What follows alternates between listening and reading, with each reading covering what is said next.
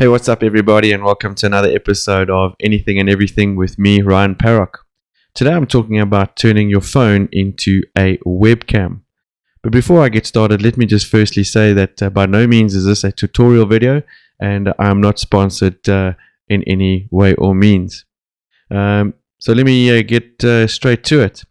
A few weeks ago, my teammates and I that record a weekly podcast went out on a bit of a quest in trying to find a feature that would help us beef up the video quality of our production, at the same time whilst trying not to break the bank. So we stumbled across this app called Filmic Pro, downloaded on our phones, and man, were we surprised about the features and functions that this app could pack into it. I'm going to get straight into it and show you all about Filmic Pro. As I said, it's not a tutorial. I just thought it would be cool for me to create this video and show you what it's all about. Specifically for all of those people out there that are stuck at home and you're doing all your business meetings via Zoom or Microsoft Teams, and you're also feeling a little bit let down by the quality of the built-in camera on your computer. Now, just to show you what I'm talking about, at the moment you're watching me through the webcam on my phone using Filmic Pro, and this is what it looks like when I use the built. So there you go. I've made the switch, and now this is me recording through the webcam on my computer. It's not bad, but certainly doesn't pack the punch that you get by using the app on your phone. One thing I've really realized is that when you're doing these online meetings, the better your video quality, the better your sound quality. It just helps to make it feel like a well-rounded, better type of connection with the person that you're talking to on the other side. Now I'm going to get stuck into talking a little bit more about how to do the setup and tell you a little bit more about the features. Okay, so before you pause this video, dash off and download the app, let me just tell you a few things that you need to know about Filmic Pro to help you get started and get the setup done right. Now, first of all, like I said, download the app on your iPhone or Android device, whatever you're using. It's available on both platforms. It is a paid app. Costs in the region of about $10 or so, but certainly well worth the investment. The next thing you're going to need is an HDMI cable. Obviously, the longer the better, because it gives you the ability to move the phone further away from you. And with the features packed into Filmic Pro, like the ability to select different zoom settings, you really can play around with it, and it gives you the flexibility that you need to create a different setting for your Zoom meeting, or even with recording a video like I am right now. The next thing you need is going to be the adapter which connects the HDMI cable to your phone. It's the HDMI to a Lightning adapter. And then the last thing that you're going to need is a video capture card, USB. See the picture above. These are available from Elgato. They do provide the best quality one. This isn't an Elgato one. This is a cheapie that I managed to find at one of the stores near me, but it certainly works, and it's helped me get this set up just right. Okay, so when you open up the Filmic Pro app, this is what you can expect to see. I'm using an iPhone 12 Pro Max, and I believe the app is available on Android devices as well. And just to reiterate, guys, I'm no expert on this app, and this again is not a tutorial. There are plenty of excellent tutorial links available on YouTube where professional video content makers are using this app on their phones for creating their videos. I haven't even begun to scratch the surface on what this app is capable of. I'm just going to run through a few things that I've come across while playing with this in the last few weeks. Now, as I said, when you open it up, you'll notice there's a circle and a square, and what you can do is you have the ability to move these around your screen and set your focus and zoom points. The minute you touch them, they turn red, and this means that they will lock into position for auto zoom or autofocus, as far as I understand. They call those circles and squares reticles, I believe. On the bottom left hand side of the screen, you can hit this button, and you will see that this allows you to manually adjust your auto white balance settings, as well as the lighting adjusted for natural light, fluorescent light, or what have you. I'm a novice, so I'm just leaving everything on auto white balance, or any auto function that I can find. The button next to that brings up these two sliding scales. The one on the left allows you to adjust your aperture and ISO settings, and on the right hand side of the screen you can adjust your focus, as well as, if you touch the button again, you can do a manual zoom. I'd love to tell you that the picture you're looking at now is the scene from outside my bedroom window, but it's far from that. It's just a picture of my desktop on my computer. So playing around with those, you can really have a lot of fun, and you can adjust the zoom and focus when recording your Zoom meeting and get yourself set up for a really good quality video.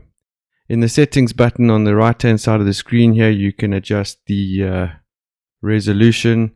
I've got it set up at a ratio of 16:9, HD 1080p, and a filmic quality, 8-bit and high efficiency codec.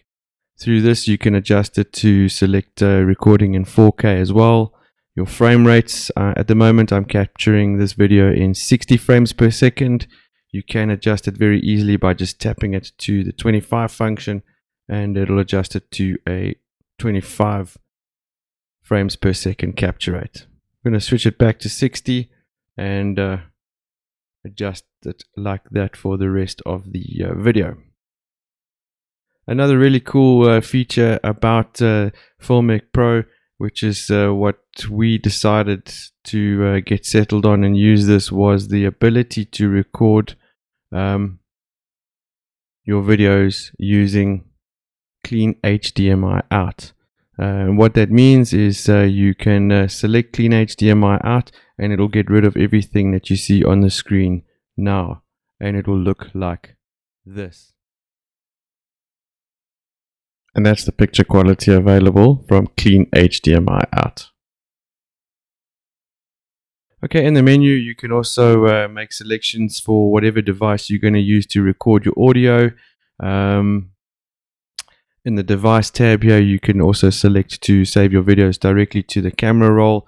There's a remote control feature. I've seen that you can download an external app for Filmic Pro, and in terms of my setup, I've downloaded it on my iPad Pro, and that allows me to use my iPad as a remote control for Filmic. Presets, also a really cool function. Whatever settings you desire for a particular shot, you can save it, and it saves it as a preset, which means it's a lot easier in the setup for different types of shooting. For instance, using a specific set of settings for this video versus what we would use for when we record the podcast. Hardware, like I said, you can make all sorts of awesome selections there. Clean HDMI out. What I really enjoy about this is the functionality of being able to connect to Filmic Pro to my DJI Osmo mobile gimbal, and it allows me to control the gimbal and the app at the same time, which is for me a real bonus because I use that quite often. They've got sync settings. You can send your content straight up to the Filmic cloud.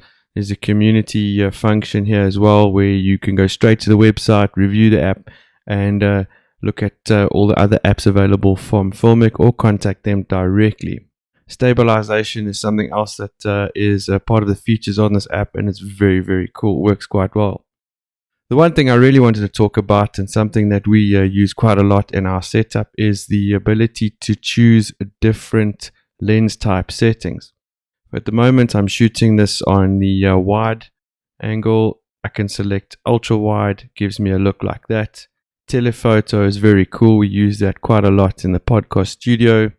There's a zoom function, and selfie mode as well. Select and guide obviously also gives you the angles on your screen with which to line up everything nicely. I find it quite helpful when lining up with a horizontal feature. One more thing I wanted to show you guys, there's a torch function as well. You can select the flashlight on, which will obviously assist you as a backup light when recording. Once you've got your whole setup on the go, to start recording, if you're going to create a video, just hit the record button on the bottom right hand side of the screen. Starts recording, and when you're done, tap it again, and you can preview the video by hitting the play button just to the left of that. And what I found is it usually just saves all my content straight to the camera roll. Alright, so once you've downloaded the Filmic Pro app on your phone and connected your phone up to the computer with the HDMI cable, I'm going to show you now as an example how to set yourself up on Zoom and configuring the correct camera settings so that you can use the Filmic Pro app and the phone as your webcam. So I'll open up Zoom, and at the top right hand corner select the settings tab. Once I've opened that, go down to a video, and you can see that the default camera setting here is my FaceTime HD camera built into the Mac. Very easy to change. I'll just select the arrow on the right hand side, go down to USB video, open that, and voila, you can see the camera has now changed and I am now using my phone as the webcam. Simple as that, and you can see the pronounced improvement in quality.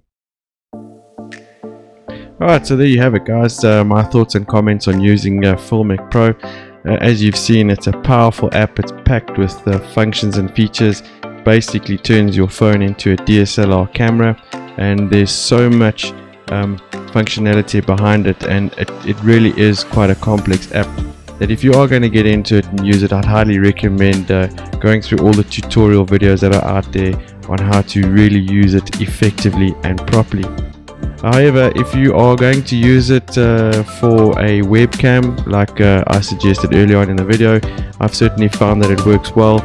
It's really helped beef up the quality of my Zoom meetings. I've really enjoyed watching the presence and the punch it packs when you can have a good quality audio, good quality video, and a reasonably good internet connection. Doesn't make those Zoom meetings feel so disconnected.